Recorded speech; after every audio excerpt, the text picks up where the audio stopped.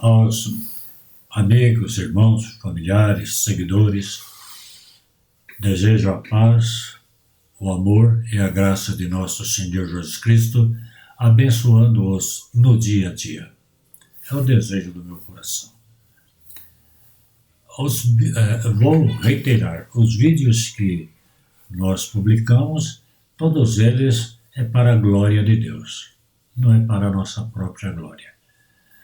E tenho isso em mente. Deus é testemunha do que eu estou falando. E se você gosta de divulgar a palavra de Deus, quer cooperar comigo, inscreva-se no meu canal, comente, compartilhe. E nós estaremos sendo agradecidos e louvando a Deus pela sua vida. Nós vamos continuar estudando o Evangelho segundo João, dando continuidade ao capítulo 3 agora. Nós fomos até o versículo 15. E aí na Bíblia abre-se uma pausa, né? Cria-se entre o 15 e o 16 um título aí que não tem no original, A Missão do Filho. Ora, mas é uma sequência natural, porque ele fala do novo nascimento e agora ele fala exatamente da predestinação no 16. Quer dizer, o novo nascimento. Como ele diz lá, né? O vento sopra onde quer, ouves a sua voz, mas não sabes de onde vem, nem para onde vai. Assim é todo o que é nascido do Espírito. Então isso está no verso 8. No verso 16 ele vai repetir todo de novo. Então, veja o seguinte. A palavra todo, ela é diferente de todos. Porque a palavra todo, ela está se referindo a um número definido. Um número definido.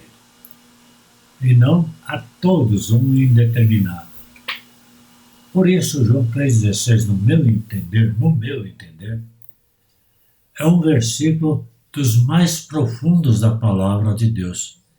Também é um dos mais controvertidos nas pregações, nas interpretações, sem o entendimento, e o mais mal entendido, interpretado por muito como todos e não como todo.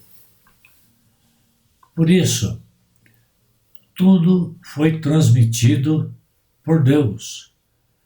Então, todos quanto crer porque Deus opera em seu coração, provocando um novo nascimento, conforme o capítulo 1, verso 13.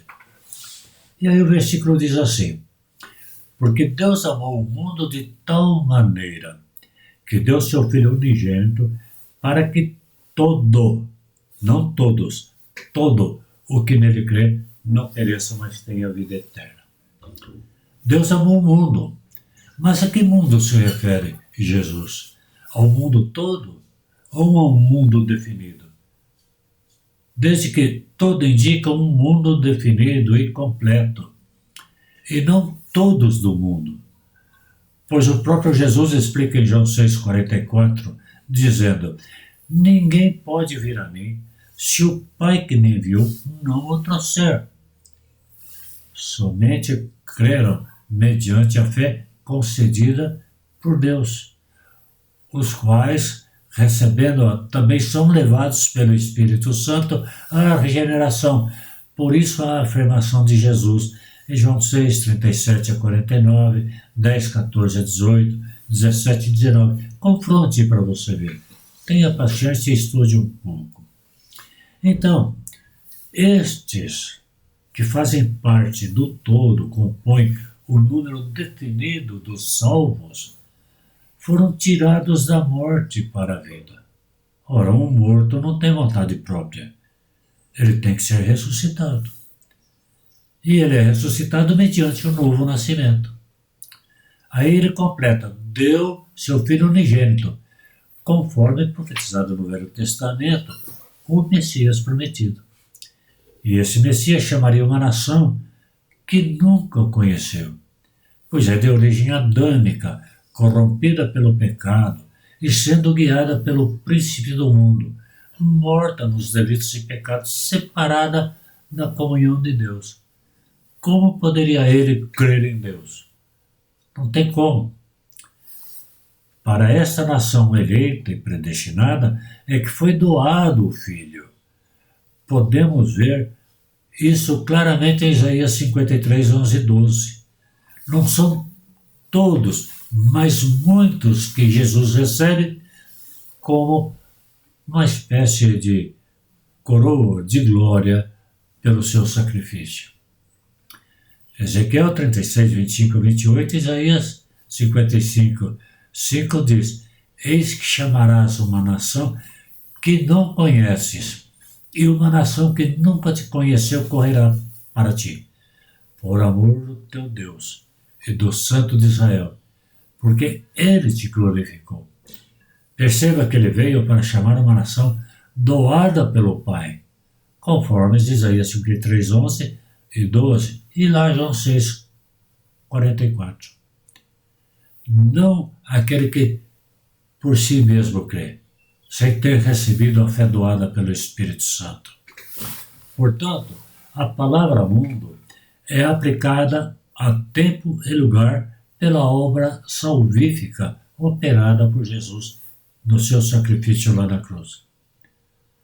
Para que o que nele crê, ou todo o que nele crê, né? Veja, isso tudo está conforme que todo o definido, porque o que nele crê, não que todos que nele crerem, pois Tiago 2,19 diz, iluminado pelo Espírito Santo, tu crês que é um só Deus? Fazes bem. Também os demônios creem e estremecem. Quer dizer, o número definido é o total da igreja invisível, não dessa igreja horizontal visível, onde todos os predestinados estarão em vida eterna e nunca perecerão. A insistência de muitos ao interpretar este versículo como uma crença natural do homem, nada mais é, na minha opinião, do que uma aberração. Aqui não se trata de evangelização, mas de um esclarecimento que Jesus estava dando a Nicodemos sobre o novo nascimento e a consequente vida eterna e o juízo eterno. Veremos sobre isso posteriormente também, a partir do versículo 17. É interessante que ele já tem esse versículo, esquece o antecedente e a sequência de João 3,16. Assim como os filhos de Isaac. Veja em Gênesis 25, 21 a 23. Como Deus predestinou Isaac, quebrando o paradigma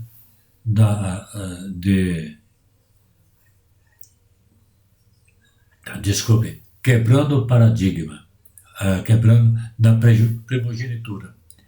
Porque antes de Isaac, Abraão teve um outro filho, que não era da predestinação. E o Novo Testamento reafirma isso em Romanos 9, 1 a 13. E ainda não eram nascidos, nem tinham participado do bem e do mal, aqui se referindo a Esaú e Jacó, né?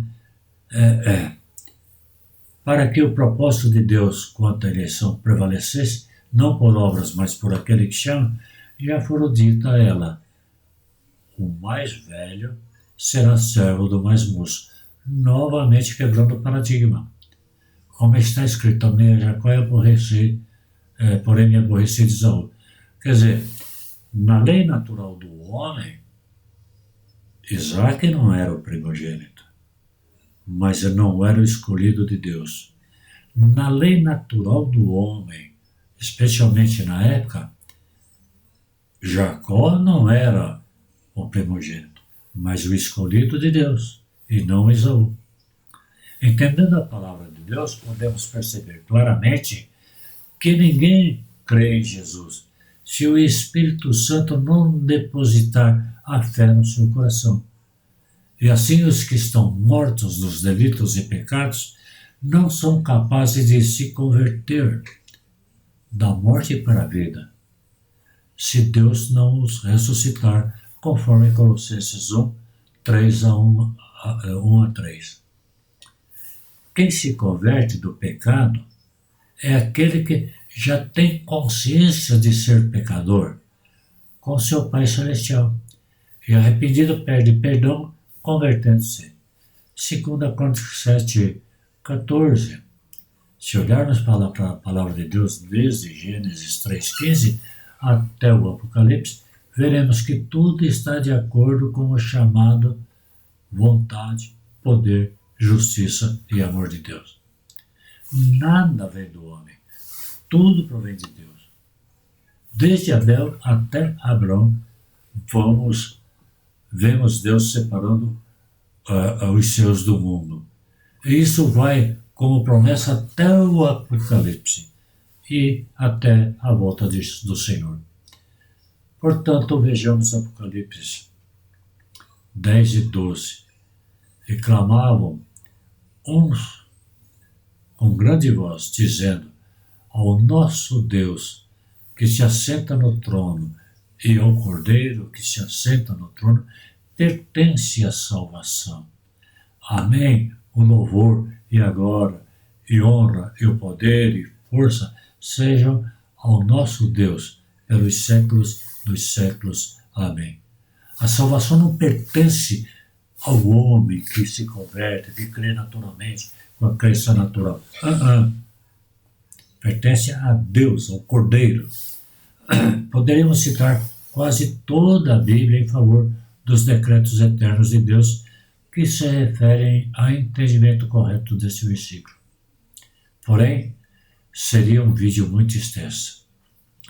Creio que com estas explicações bíblicas entende-se corretamente sobre o decreto de Deus quanto à sua justiça, para com os que não serão salvos e para os que serão salvos. No próximo versículo, no próximo versículo nós estaremos falando da sequência deste versículo. Que o próprio Deus confira ao seu coração as verdades bíblicas e não as fábulas humanas que estão sendo pregadas. Hoje não farei nenhum comentário, penso que a explanação por si só já é um comentário. Pense nisso, medite. Antes, porém, quero pedir perdão por falhas na pronúncia. Minha voz não está muito boa, minha garganta não está muito boa, mas creio que ficou entendido. Deus te abençoe.